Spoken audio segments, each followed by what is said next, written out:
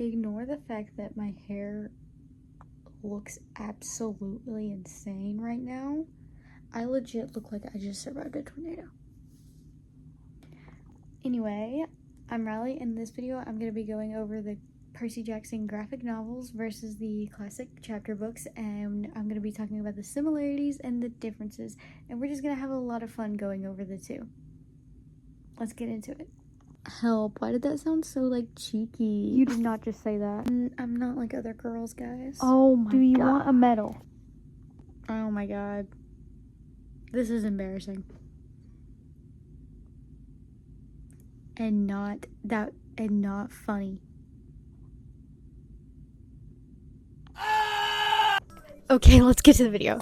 Okay, so automatically, like very automatically, you learn that Mark of the Athena, the classic chapter book, and Mark of the Athena, the graphic novel, are like, they are extremely different.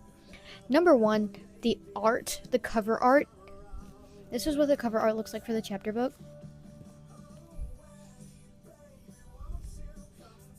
I have notes in here. It's very highlighted. I really like the cover art. This is Percy and Jason and an owl. I really like it. I like all of Rick Riordan's cover art for books and dust covers or whatever. And I don't normally like to keep the covers on, but I really like the art that his has, so I keep them on for him. And it's really big.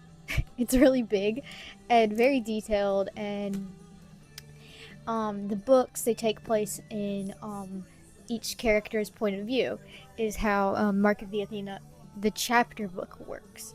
Mark of the Athena, the graphic novel, you can already tell is different. It's way thinner. See, look at that. The art is still amazing. The art is different, but it's still amazing. I really like it. And they don't tell the story the exact same. That's why this is so small compared to Mark of the Athena, because they're not telling it the same way that the graphic novel does. They're telling it they're not telling it from the kid's point of view. They're telling it in like a third person type of way. So it's way shorter, and they also cut off some of the scenes.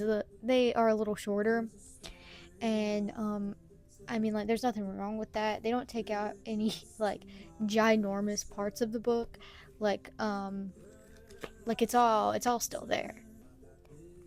And obviously, since this is a graphic novel, they have art in Mark of the Athena. Here's the art. It's really good. Here is one of the first panels you see when you open up the graphic novel.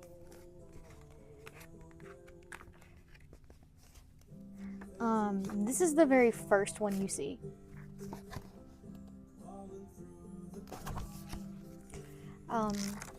But they differ in size, they differ in the cover art, they differ in storytelling, and overall they just differ in a lot of ways. Although they're still inherently the same, they still have all these differences, which makes it really cool to me how different yet the same they are. I have a lot of pink and green in here. I think green means romantic. I forgot what each tape means.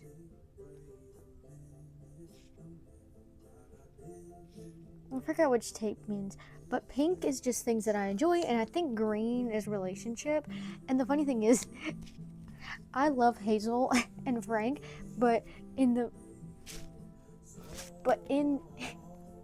Mark of the Athena, when Hazel meets Leo and they're having that weird love triangle. I think some of the green went to Hazel and Leo. Still cuter than Calypso and Leo. What can I say? My 2020 playlist is playing right now. I don't hate it. I don't hate it. Also, I'd like to note that, and this is not in Mark of the Athena. Well, it might be in Mark of the Athena.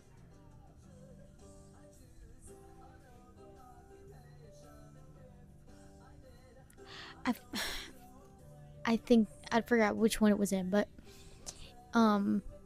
when Leo meets Calypso, uh, um, in the graphic novel, it is actually significantly less annoying reading them. Now, don't get me wrong, they're still like the worst shipping. It's still like the worst canon couple in the series, but they're less annoying to read in the graphic novels as they are to read in the classic chapter books. I don't know why that is, but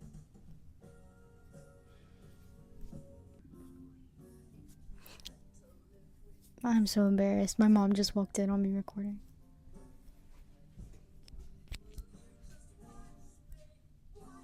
I just closed the door.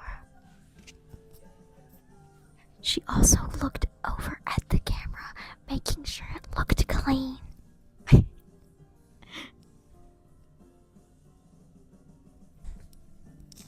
What happened was that my mom, she was like, "Who are you talking to?" And I was like, "I'm just doing a video." And she was like, "Oh."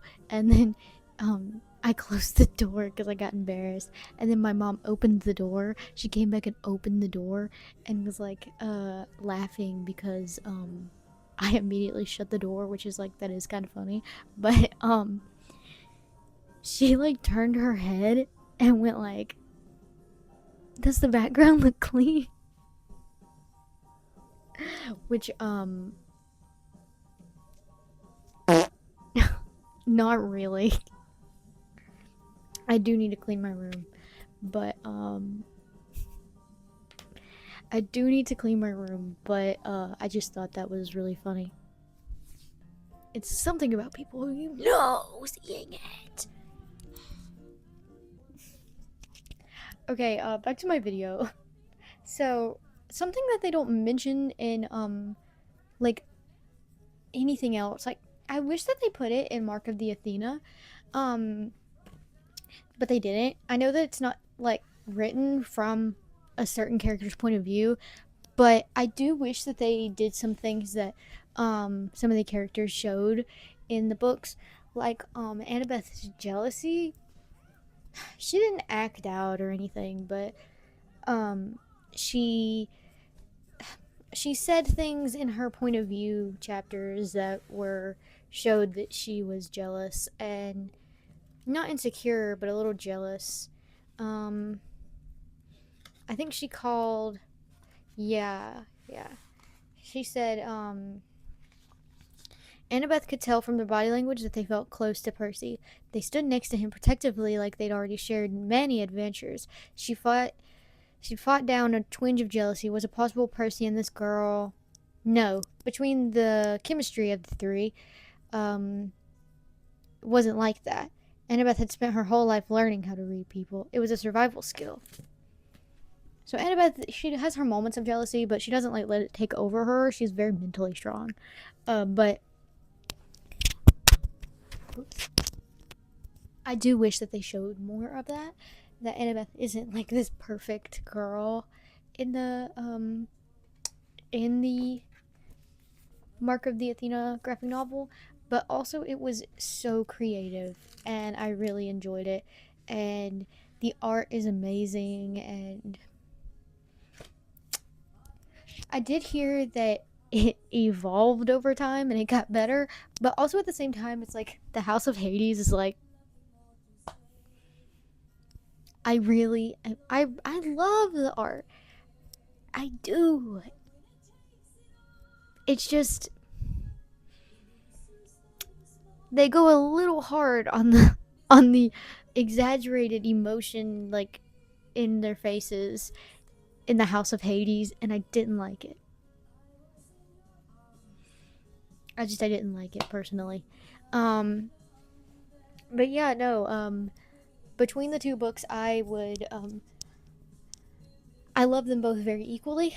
If you want a more detailed version of the books, I recommend the classic chapter book, which is a really fun read. Also, this is if you would like a more in detailed version of the book and from certain characters' perspectives. Anyway, if you want more of like a shortened version and a more of a fun read and very easy on the eyes, very beautiful art, I would choose the graphic novel. It is just as action packed. It is less detailed, and some of the scenes are shortened, but that's because it's not taken from a certain character's point of view. And so if you want like action still, and um, if you want action and like comedic dialogue and it just being very charming, I would with art I would definitely go for Mark of the Athena. But if you want it in in like not graphic detail, if you want it in the classic detail and you want it more explained, and honestly if you want it longer, I would just go for Mark of the Athena classic chapter book, because um I mean, like, they're both just equally as good to me. They're both equally as amazing to me. I love both of them. They both have such a place in my heart. I'm gonna be honest, every single Percy Jackson book, every single Percy Jackson thing that I own has a place in my heart. Even the Court of the Dead, and I don't even like the Court of the Dead very much, but it has a very strong place in my heart. I can't help it. I can't help it. Um, but I do love both of these, and they're very entertaining, and they're very fun to read, and I had a blast reading them. And if you made it through this video with me, thank you for watching, and I hope you have a very good day, and subscribe if you enjoyed for more videos like this.